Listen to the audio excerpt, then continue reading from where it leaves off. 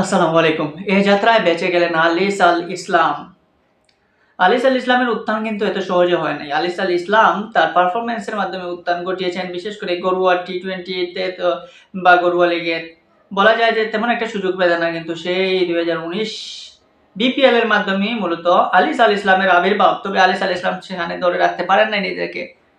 Bowling অ্যাকশনে অবৈধ হওয়ার দায়ে তিনি নিষিদ্ধ হন এবং নিষিদ্ধ হওয়ার পর তিনি মোটামুটি হারিয়েই বসেছিলেন। ক্রিকেট থেকে কিন্তু এক পর্যায়ে সেই কোচ মোহাম্মদ সালাউদ্দিনের কল্যাণে ফিরে আসেন আলিস আল ইসলাম এবং সেটা ঘটে কুমিল্লা ভিক্টোরিয়ান্সের মাধ্যমে গত 2024 বিপিএলে। সেই থেকে আলিস আল ইসলামের উত্থান এবং পরবর্তীতে তিনি জাতীয় দলেও ডাক পান, যদিও ইনজুরির কারণে জাতীয় দলের হয়ে অভিষেক হতে পারে নাই এই মিস্ট্রি স্পিনারের, কিন্তু ছিলেন জাতীয় দলের রাডারে এবং এমনকি এখন পর্যন্ত ছিলেন রাডারেও, এখন পর্যন্ত আছেনও। তো সেই আলিস আল ইসলাম অবশেষে 2024-25 বিপিএলে এসেও খেলতেছেন চিটাগং কিংসের এবং চিটাগং কিংসের হয়ে খেলার পর থেকে এখন পর্যন্ত টপ 5 উইকেট টেকারের মধ্যেও রয়েছে আলিস আল ইসলামের নাম। দুর্দান্ত তার বোলিং বেলকি, আপনি তাকে বলতে পারেন এই যুগের বাংলাদেশের সুনীল নারিন। কারণ নারিনের মতো তার বোলিং ভেরিয়েশন স্টাইল প্রায় খুব কিছুটা হলেও মিল রয়েছে, এমনকি তার যে অস্ত্র রয়েছে বোলিংয়ে সেগুলোও কিন্তু কার্যকরী। তবে সেখানেও বাধা বিপত্তি ঘটে আলিস আল ইসলামের ক্ষেত্রে। যেমন এবার তিনি সন্দেহের মধ্যে পড়েন যে তার বোলিং অ্যাকশন আবার অবৈধ, সেই হিসাবে তাকে আবার পরীক্ষা দিতে হয়।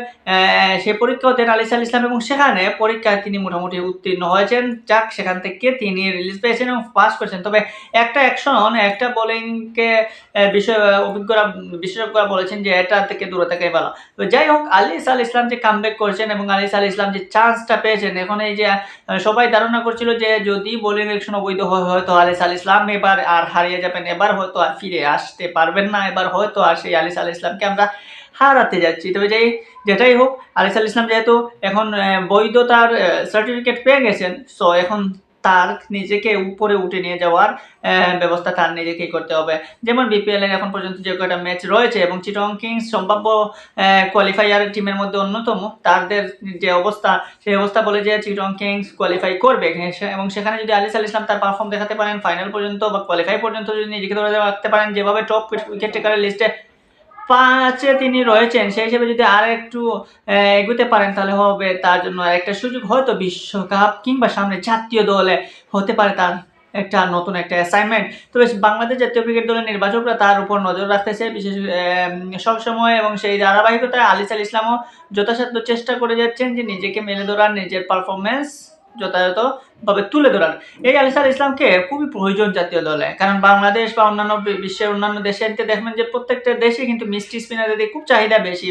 লেগ স্পিনার বলেন বা মিস্ট্রি স্পিনারদের চাহিদা অত্যন্ত বেশি, বিশেষ করে টি-20তে আলিস আল ইসলামের পাওয়ার প্লের ওভারগুলো খুবই কার্যকরী। যদিও আমরা শেখ মেহেদীর ওপর নির্ভর, শেখ মেহেদীর সাথে যদি আলিস আল ইসলাম থাকতে পারেন তাহলে বলতে পারেন যে আপনি এক্সট্রা একটা অস্ত্র নিয়ে আপনি যুদ্ধের ময়দানে নামতে গেলেন। যুদ্ধের ময়দানে আপনি সংক্ষিপ্ত অস্ত্র নিয়ে থাকলে তো হবে না, আপনার অতিরিক্ত কিছু করার প্রয়োজন মতো অস্ত্র রাখতে হবে। সেক্ষেত্রে বাংলাদেশ এই মিস্ট্রি স্পিনারকে যদি যথাযথভাবে রাখতে পারে তবে সেটা হবে ক্রিকেটের জন্য, বাংলাদেশ ক্রিকেটের জন্য সবচেয়ে বড় বিষয়। তো আলিস আল ইসলামের মতো প্লেয়ার যদি যাতে হারিয়ে না যায়, এভাবে বোলিং অ্যাকশন অবৈধতা যদি যাতে না হয়, সেই হিসাবে বাংলাদেশের টেকনিক্যাল কমিটি বা বাংলাদেশের টিম ম্যানেজমেন্ট বলেন বা যারা রয়েছেন দায়িত্বপ্রাপ্ত, তারা প্রত্যেকেরই উচিত আলিস আল ইসলামকে দেখভাল করা, আলিস আল ইসলামকে একটা রাডারে নিয়ে তার যাতে বোলিং অ্যাকশনে আর যাতে কোনো ত্রুটি না ঘটে সেইভাবে তাকে গাইডলাইন দেওয়া। ফলে আমরা যদি এই গাইডলাইন অনুযায়ী তাকে রাখতে পারি তাহলে আমরাই কিন্তু পাবো ভালো একটা স্পিনার, ভালো একটা প্লেয়ার। তো এইরকম ভালো প্লেয়ার বা ভালো স্পিনারকে যাতে না হারাতে পারি সেই কাজটা করতে হবে ক্রিকেট বোর্ডের। দেখা যাক এখন আলিস আল ইসলাম কতটা সার্ভিস দিতে পারেন বাংলার ক্রিকেটকে।